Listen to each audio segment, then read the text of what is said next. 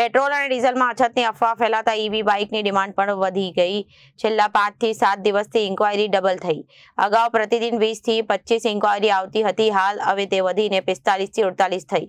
80% લો speed commercial use માટેની demand વધી છે। પેટ્રોલ અને ડીઝલમાં અછતની અફવા ફેલાતા ઈવી બાઇકની ડિમાન્ડ પણ વધી હતી। છેલ્લા 5 થી 7 દિવસ ઇન્ક્વાયરી ડબલ થઈ।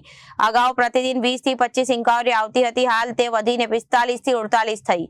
80% લો સ્પીડ કમર્શિયલ યુઝ માટેની ડિમાન્ડ વધી। ઉપરાંત હાઈ સ્પીડની ડિમાન્ડ અને કમર્શિયલ કરતા ઓછી લો સ્પીડ બાઇકમાં વિદ્યાર્થીઓની ડિમાન્ડમાં ધોરણ 10 અને 12 બોર્ડની પરીક્ષા પૂર્ણ થયા બાદ ડિમાન્ડમાં પણ વધારો જોવા મળ્યો છે।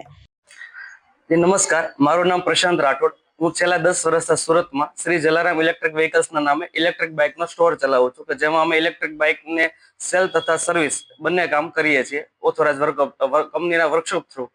તો અત્યારે જે તાજેતરની જે પરિસ્થિતિ ઉદ્ભવી છે, જે ઇઝરાયલ-ઈરાનનું કોન્ફ્લિક્ટ જે વોર છે, એને લીધે કેવું છે કે ક્રૂડ ઓઇલમાં સપ્લાયમાં થોડુંક લેટ થાય છે। એને લીધે પેલું પેટ્રોલ પંપ પર જે અફવાને લીધે જે લાઈનો થઈ રહી છે, એના લીધે અમારે ઇલેક્ટ્રિક ટુ વ્હીલર ફિલ્ડ જે છે એમાં એની જે ઇન્ક્વાયરી છે એમાં ફૂલ વધારો જોવા મળી રહ્યો છે।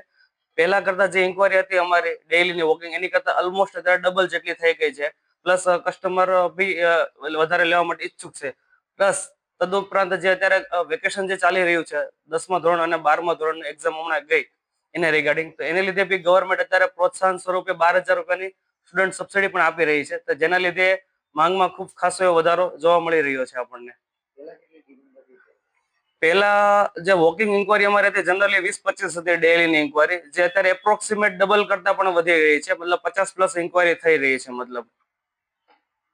Reporter Arvind Rathod, Janadesh News, Surat.